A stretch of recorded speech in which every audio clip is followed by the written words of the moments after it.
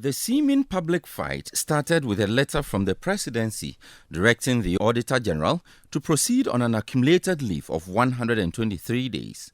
In a correspondence signed and released by Director of Communications at the Jubilee House, Eugene Ahin, the President directed Mr. Daniel Domelevo, the Auditor General, to take his accumulated annual leave of 123 working days, according to records available to the Presidency, with effect from Wednesday, 1st July 2020. According to the 29th June 2020 communication from the Presidency, the President's decision to direct Mr. Domelevo to take his accumulated leave is based on Sections 21 and 31 of the Labour Act 2003, Act 651, which apply to all workers, including public office holders such as the Auditor General. A worker is entitled to annual leave with full pay in a calendar year of continuous service, which cannot be relinquished or forgone by the worker or the employer. The Auditor General did not, however, take the directive on face value. He wrote back to the Presidency stating his reluctant adherence to the directive.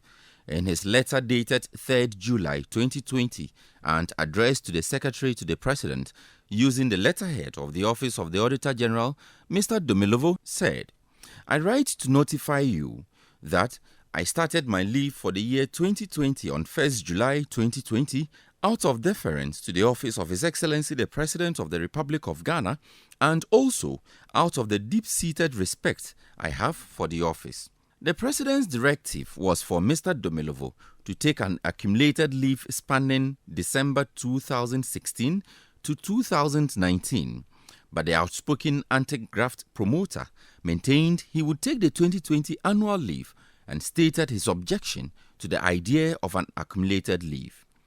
To the best of my knowledge, he says, where in any given year a worker fails, omits, neglects, or even refuses to take his annual leave, such leave is deemed forfeited with no corresponding obligation on the part of the employer to enforce the worker's right to take their leave by assuming, deeming, or declaring the forfeited leave accumulated. In the belief of Mr. Domelevo, the directive has serious implications for the constitutional independence of the Office of the Auditor General.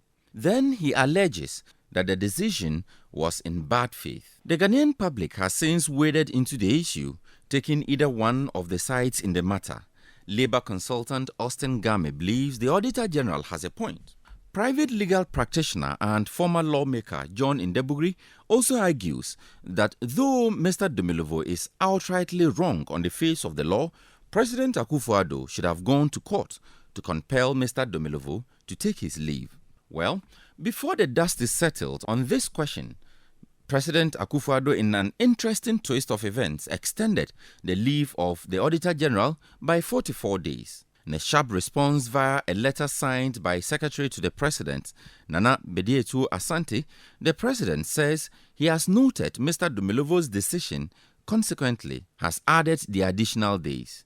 The Presidency also in the strongest possible terms disputed claims by Mr. Domelevo that the directive was in bad faith. It is most unfortunate that you choose to cast aspersions on and impute bad faith without legal or factual basis to the President. One would have expected that a person occupying the office of Auditor General of the Republic would exercise restraint and circumspection in addressing letters to the office of the President. The political undertones of your letter are most unfortunate and ought not to be encouraged. I need not remind you that the Auditor General is an office and not a person, such that if the person for the time being occupying same is unavailable, the office ceases to exist. Handing over all matters relating to the office of the Auditor General will not have any implications for its constitutional independence and operations. The Auditor General, Daniel Domelevo, is yet to respond, and it remains unclear whether he will be guided by this latest communication and proceed on the 167 working day accumulated leave, or he will resume work after the 44 working day annual leave for the year 2020.